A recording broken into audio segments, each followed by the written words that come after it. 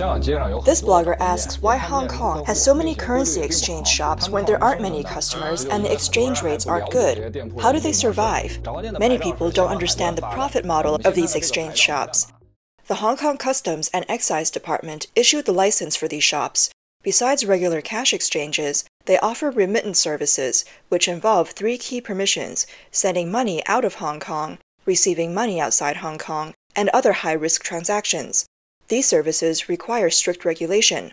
Despite this, incidents still occur, such as a case where the Customs Department uncovered a 350 million renminbi money laundering operation involving a female employee who used the license and her 23 accounts to launder money.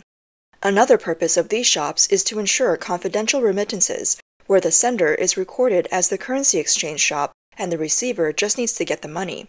For instance, in a money laundering case involving over 3 billion renminbi, the shop owner's entire family was arrested. Don't underestimate these seemingly insignificant shops. They might have enormous cash flows behind the scenes. Since the reopening of the border between Hong Kong and mainland China in February 2023, there has been a surge in Hong Kong residents traveling to Shenzhen for shopping, while mainland businesses have seized the opportunity to expand into Hong Kong. According to incomplete statistics, at least 40 mainland dining enterprises have applied for or completed trademark registration in Hong Kong.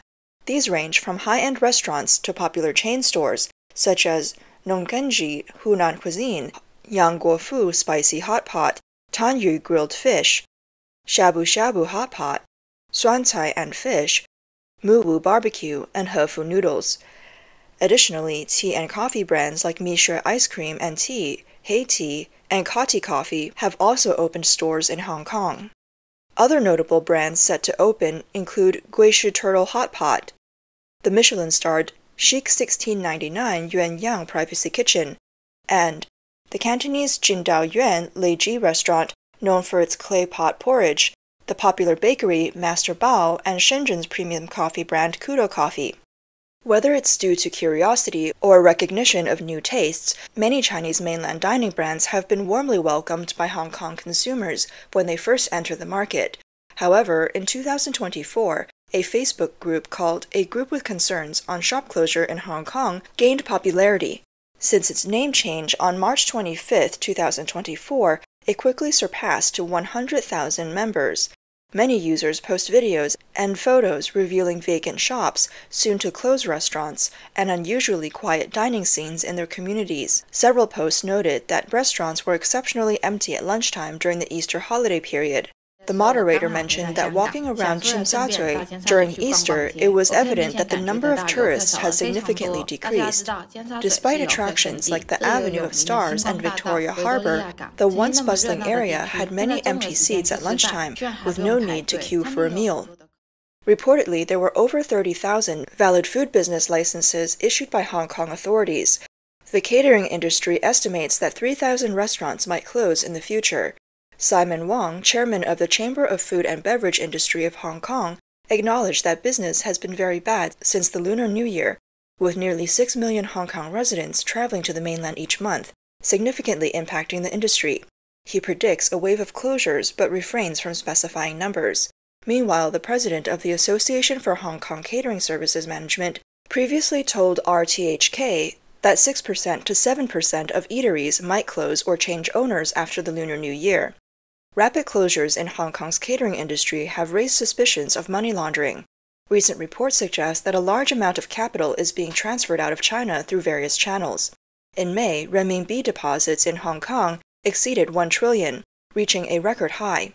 Since the full reopening of the Hong Kong-China border in early 2023, over 130 mainland Chinese restaurants have entered Hong Kong, with many closing shortly after opening. Analysts believe this seemingly perplexing phenomenon is another way to move capital out of the mainland.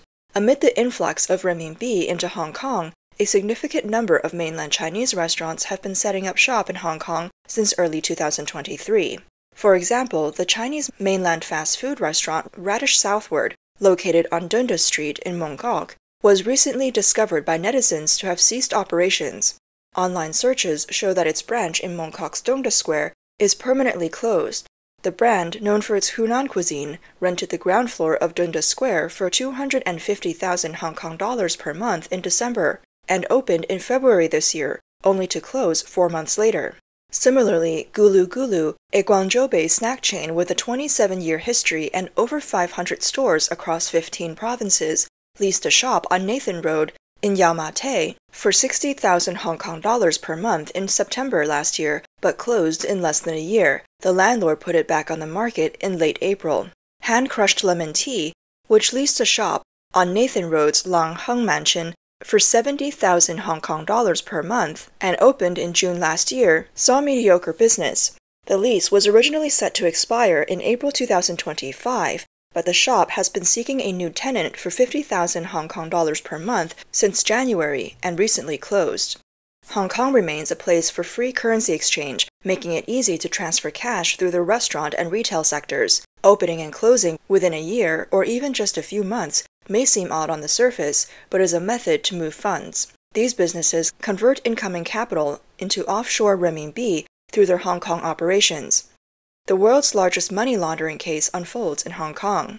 In February this year, the Hong Kong Customs and Excise Department uncovered the largest money laundering case in history, involving approximately 14 billion Hong Kong dollars. According to the Customs Department, the money laundering syndicate set up multiple shell companies in Hong Kong to facilitate overseas criminal groups in laundering their money. One bank account alone saw deposits exceeding 100 million Hong Kong dollars in a single day, with the highest individual transaction amounting to 48 million Hong Kong dollars. The head of the Customs Financial Investigation Bureau, Suzette Yip, explained that the syndicate used international trade in diamonds and electronics as a front to move vast sums of money into Hong Kong, thus cleaning the illicit funds. There were over 20,000 in the related bank accounts. 7 people, including 5 men and 2 women aged 23 to 74, were arrested. One was apprehended by the Customs Department on January 30th, while another was detained at a commercial center in Hung Hom on January 31st, along with a large quantity of evidence. The Hong Kong Customs and Excise Department spent over 2 years investigating this Hong Kong-based syndicate, which was led by a 34-year-old non-Chinese resident of Hong Kong. Operating as a family business, he, along with his wife, father, and brother, established at least 8 shell companies, claiming to engage in international trade of garments, electronics, and gemstones to Southeast Asian countries. Suzette Yip stated, "We discovered a significant amount of funds originating from Indian and other overseas bank accounts. The Customs Department sought international assistance from Indian authorities to investigate the matter further." Senior investigator of Financial Investigation Division No. 1, Yu Wing said, "We linked some of the funds in the bank accounts to the proceeds from a notorious mobile app scam in India, which was uncovered earlier last year and involved 2.9 billion RMB. The money laundering syndicate brazenly transferred large sums of money to Hong Kong multiple times, laundering the black money through over 20,000 transactions. To create a break in the chain, they enlisted an insurance broker as an intermediary. The syndicate recruited 3 residents to set up shell companies and 18 bank accounts, which were then handed over to the ringleader for use. They handled over 6 billion Hong Kong dollars in suspicious funds, involving more than 2,000 counterparties. One account alone received a deposit of 100 million Hong Kong dollars in a single day." Suzette Yip remarked, "They provided services to criminals, laundering the proceeds of crime through international trade and the financial system, ensuring safe passage for the money. Methods included using shell companies, proxy accounts, insurance brokers, and jewelry transactions to conceal their money laundering activities. Hong Kong has become a haven for international criminal organizations to launder money. The proceeds of criminal activities in Hong Kong typically come from various illegal activities such as drug trafficking, smuggling, illegal gambling, extortion, usury, tax evasion, prostitution control, corruption, robbery, theft, fraud, copyright infringement, insider trading, and market manipulation. A new method of using virtual currency for money laundering was revealed on April 18th by the Hong Kong Customs and Excise Department.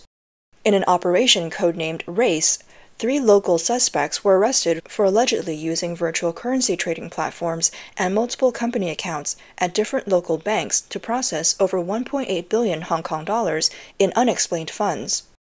Additionally, bank fraud has also come to light.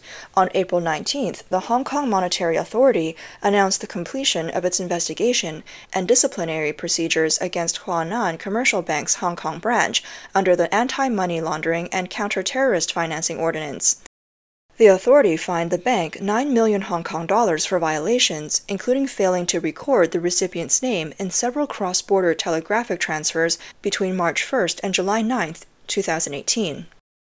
The most alarming aspect is that Hong Kong has become an international money laundering hub. Christian Whiten, a scholar from the U.S. magazine National Interest, recently published an article revealing that Hong Kong is currently seeking new investment sources from Saudi Arabia to help its stock market overcome challenges. The article claims that many legitimate investments in Hong Kong have been gradually withdrawing, and the city is increasingly becoming a financial center for money laundering in some countries. The article also cited a Reuters report indicating that Russian companies are making payments to Chinese companies through Hong Kong to evade Western sanctions related to the Russia-Ukraine war. It mentioned that entities from Kyrgyzstan and Kazakhstan, friendly to Russia, are assisting in these commercial activities. The article notes that since the implementation of the Hong Kong National Security Law, the city has been losing its status as an international financial center. Compared to places like Singapore and Switzerland, Hong Kong has become easier for money laundering activities, particularly for countries like China and Russia. These nations use Hong Kong to circumvent Western-dominated banking and financial data networks, turning Hong Kong into a haven for corrupt regions and individuals worldwide. Stephen Roach, former chairman of Morgan Stanley Asia, who previously sparked controversy with his comment that Hong Kong is over, reiterated his views in an article. He argued that with a loss of political autonomy that has arisen since late 2019 and the crossfire of a seemingly intractable Sino-American conflict, Hong Kong has lost its resilience and may follow China's economic downturn. On February 13th, Roach published an article in the Financial Times titled, "It pains me to say that Hong Kong is over," attributing Hong Kong's decline to three main factors: domestic politics, the China factor, and global developments, particularly the U.S.-China rivalry. This article caused backlash from Hong Kong's political and business communities. The China factor mentioned in the article is evident from the recent announcements by China's Taiwan Affairs Office to punish pro-independence Taiwanese individuals. In response, Taiwan's Mainland Affairs Council has upgraded its travel advisory for China to orange. Democratic Progressive Party legislator Wang Tingyu pointed out that several countries besides Taiwan, including Canada, the US, Australia, and South Korea, have also issued travel warnings for China. They have advised their citizens to be highly cautious or reconsider the necessity of traveling to China. He emphasized that, according to China's new punitive regulations against Taiwan, the definition of whether you're part of the Taiwan independence movement is subjective. It is determined by the CCP and can encompass support for the Republic of China, Taiwan, or maintaining the status quo. Hong Kong politician and social activist Agnes Chow stated that she can't go back to Hong Kong and she has decided that she will never return. The Hong Kong government has labeled Agnes Chow a fugitive, claiming that any fugitive will face lifelong pursuit unless they surrender. When asked if they would choose Hong Kong as a travel destination, many people responded that they wouldn't, preferring Japan or South Korea instead. A netizen posted on the PTT forum page noting that Hong Kong used to be a top travel choice for many Taiwanese because of the shared language, proximity, reasonable prices, and attractions like Disneyland. With just a 3-day holiday, one could have had a great time there. However, the original poster lamented, after everything that's happened, aside from the COVID-19 pandemic, many people might think twice about going to Hong Kong. Some might never want to or dare to visit Hong Kong again. They then asked others, "For those who have never been, do you regret not going?" The post received numerous comments such as, "Even if there's no chance to go, I wouldn't. It's a pity." Hong Kong isn't the same anymore. It's filled with a China atmosphere, which is sad. You can buy many overseas products online now. There's no need to go to Hong Kong.